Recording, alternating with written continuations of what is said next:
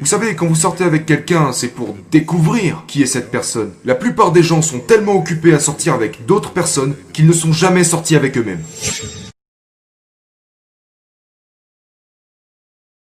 Vous savez, quand vous sortez avec quelqu'un, c'est pour découvrir qui est cette personne. La plupart des gens sont tellement occupés à sortir avec d'autres personnes qu'ils ne sont jamais sortis avec eux-mêmes.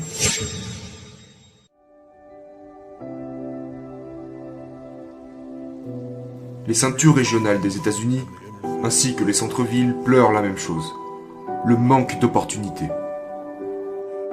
Et donc ils se tournent vers la Maison-Blanche pour résoudre le problème. Et la réalité est que ça n'arrivera pas.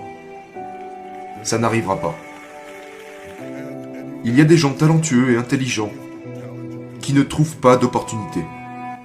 Dans notre communauté, et même dans d'autres communautés, vous avez ce dilemme des personnes qui font des erreurs dans leur jeunesse, qui sont responsables de quelques infractions pénales. Et donc, 25 ans plus tard, ils ne peuvent tout simplement pas trouver d'emploi ni de logement. Et c'est un réel problème. Donc, pour ma part, je me suis dit que plutôt qu'aller chercher un emploi, je pensais qu'il était important de devenir cet emploi. Vous savez, ouais, être un travail.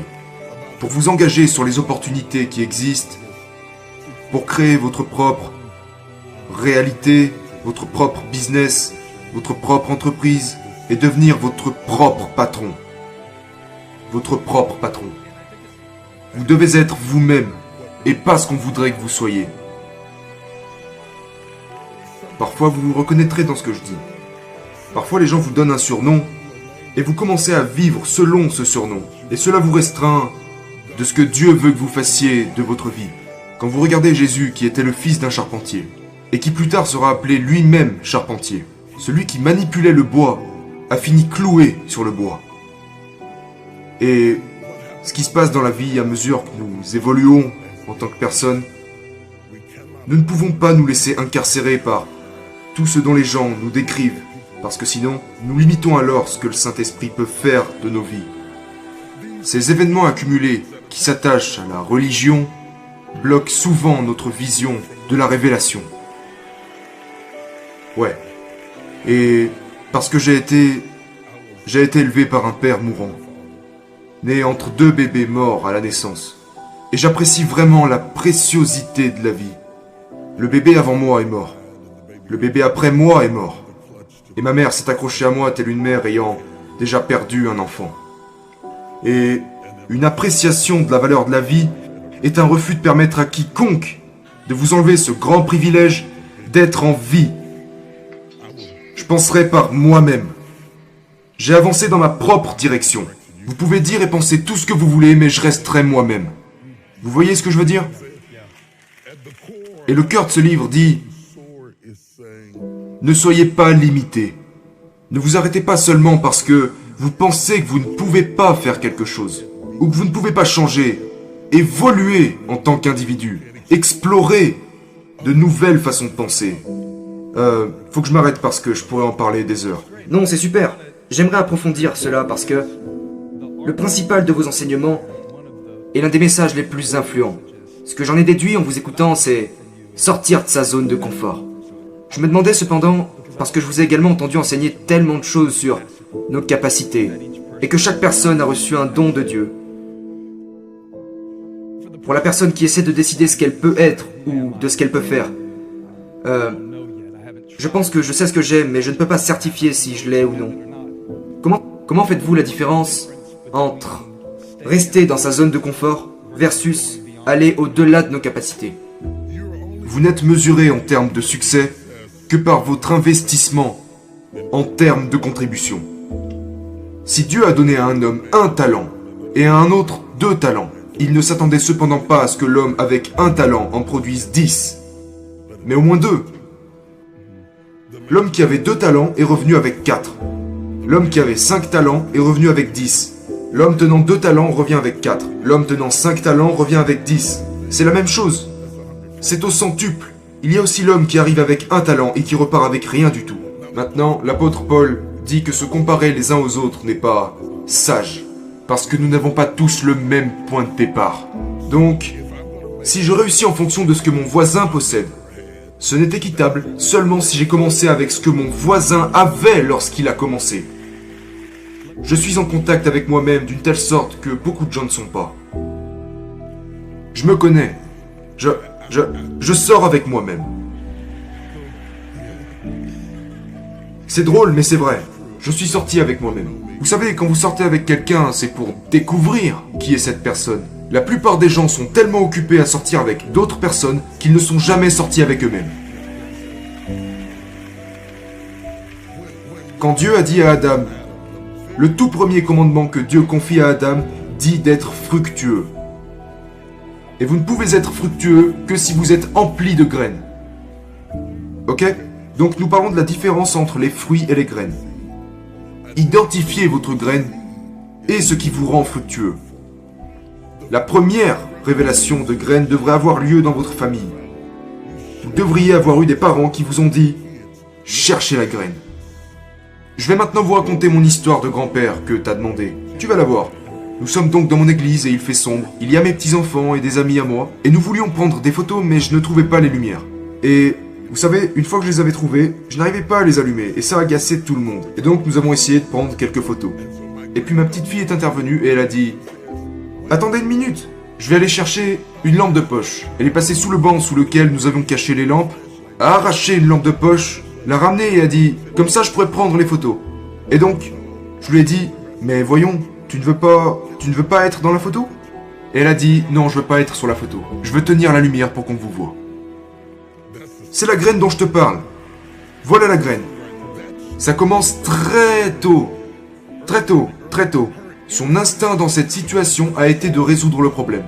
Elle a dit « Je ne veux pas être sur la photo, je veux tenir la lumière. » Ce sont ces graines. Orientées vers ce canal, vers cette zone où vous pouvez cultiver ce que Dieu a planté à l'intérieur de vous. Et c'est vraiment, vraiment important. Il y a des gens dans cette pièce qui possèdent des graines dormantes à l'intérieur d'eux-mêmes. Et s'ils entrent dans la bonne atmosphère, ils deviendront des êtres que vous n'avez jamais vus avant. Mais ils n'ont pas toujours eu l'avantage d'avoir des parents qui pouvaient le comprendre, ou qui avaient le temps de le voir, ou qui savaient comment le voir. Mais même en tant qu'adulte, il reste des graines en vous dont vous ignorez l'existence. C'est ce qui est arrivé à Élie. Il réalisait la vision de ses parents. Il labourait les champs. Tous les garçons ne sont pas des agriculteurs. Ce n'est pas juste parce que vous utilisez une charrue, vous êtes un agriculteur. Mais parfois nous sommes coincés parce que les gens attendent de nous. Et nous n'avons jamais découvert qui nous sommes parce que nous vivons le rêve de quelqu'un d'autre. Et donc il labourait les champs et a dit qu'il supposait que c'est ce que la vie avait prévu pour lui. Et donc il tournait en rond, comme beaucoup de gens qui m'écoutent en ce moment. Vous allez au travail, à l'église et chez vous. Travail, église, maison. Travail, église, maison. Vous tournez en rond jusqu'à ce qu'Élie en eut assez. Et puis il s'est ouvert à quelque chose d'autre. Il s'est ouvert à quelque chose de plus grand en laissant tomber quelque chose de plus petit. Vous comprenez ce que je dis ? Voilà pourquoi des conversations comme celle-ci sont importantes. Parce que je ne jette pas des graines. Je jette de l'engrais.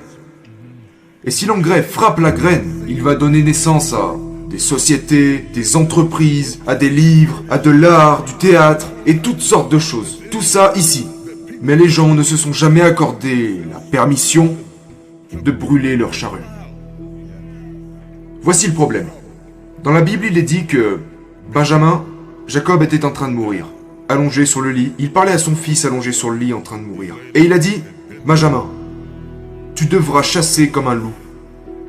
Le matin, tu devras tuer la proie. Et le soir, tu devras partager le butin. Regardez l'espace qu'il y a entre les deux. Le matin, tu désires la proie pendant que tu es jeune. Mais si tu ne dévores pas la proie quand tu es jeune, tu n'auras rien à partager quand tu seras vieux. Le matin, dévorez quelque chose. Jetez-vous tout entier à la poursuite de quelque chose. Vous ne saurez jamais ce que vous pouvez faire et ce que vous pouvez être si vous ne vous lancez pas à fond dans ce que vous faites. Sautez dessus. Je veux dire, traquez la proie. Attaquez-la. Dévorez-la. N'attaquez pas pour tuer. Attaquez pour dévorer la proie. Et le soir, vous partagerez ce qu'il restera. Quand vous passez tout votre temps à dire « Je suis fatigué, je ne peux pas faire ça », comprenez bien que nous devenons ce que nous disons. Vous ne gagnerez jamais les Jeux Olympiques si vous dites « Oh, je n'ai pas envie de m'entraîner aujourd'hui. » Mais ce n'est pas parce que je ne veux pas m'entraîner, c'est juste que je veux gagner le trophée. Je veux gagner le trophée, mais je ne veux pas passer par ce qu'il faut pour l'obtenir. Vous dévorez le matin et vous partagerez le soir. Si vous vous lancez dans quelque chose et que ça ne marche pas, c'est ok. Essayez autre chose. C'est ce que disait mon fils. Il finit un diplôme d'ingénieur du son sur 4 ans. Il a dit « Je pense que c'est ce que je veux faire, mais supposons que ce n'est pas ma voie. Supposons que je décide de tout abandonner parce que je me serais trompé. » Je me suis approché et lui ai dit « Ne t'inquiète pas pour ça, fils. Si ce n'est pas ta réelle destination, ça sera la chose qui te mènera à destination. » Dieu vous donne une opportunité. Et ce que vous faites de cette opportunité est votre manière de le remercier. Vous comprenez ? Quand Dieu vous donne une opportunité, au lieu de simplement sauter sur l'opportunité, vous êtes censé examiner ce qu'elle pourrait représenter. Je le dis tout le temps. Vous savez, Dieu n'a jamais créé de table. Ouais, j'adore. Continuez, continuez. Dieu n'a jamais créé de chaise pendant toutes ces années en tant que Dieu. Il n'a jamais créé de chaise. Il n'a jamais créé de table. Il a créé les arbres. Et tout le reste dépendait de nous. Quand Dieu vous donne un arbre, imaginez une table, une chaise, imaginez un mur et une pièce, imaginez une cabane en rondin, imaginez ce que vous pourrez en faire, imaginez ce que ça pourrait être, imaginez ce que ça pourrait être. S'il vous tend un enfant, imaginez ce qu'il pourrait devenir. S'il vous tend un conjoint, imaginez ce qu'il pourrait représenter. J'étais dans un safari en Afrique du Sud. J'aime vraiment me balader dans les safaris parce qu'on est si près de tous ces gros animaux, tu sais. Et je regardais les éléphants. Et l'éléphant est fort, grand et puissant. Et son pouvoir réside dans sa corpulence. Il est très imposant, très très imposant. Et vous ne pouvez rien lui faire parce qu'il est si grand. Dieu lui a donné la grandeur comme défense. Le lion rugit. Quand il rugit, tout le monde en est paralysé. Parce que Dieu lui a donné son rugissement comme défense. Le guépard ne peut pas rugir comme le lion, mais il peut courir comme l'éclair.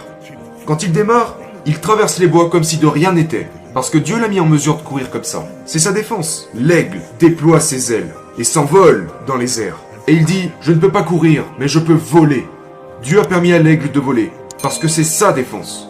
Et donc, je pourrais me promener dans la jungle et dire, mais Seigneur, je ne peux pas voler comme l'aigle, je ne peux pas courir comme le guépard, je ne peux pas rugir comme le lion, je n'ai pas la corpulence de l'éléphant. Qu'as-tu donné à l'homme comme défense? Dans tout l'écosystème humain, quelle capacité? Que m'as-tu donné? Je t'ai donné un cerveau. Ton cerveau est ta défense. Et c'est pourquoi Dieu n'a jamais créé de chaise. Il a créé l'arbre. Et puis vous laisse imaginer comment développer. Vous comprenez ce que je dis? Tu dois regarder autour de toi pour trouver les arbres. Pas des tables. Dieu t'a apporté un esprit.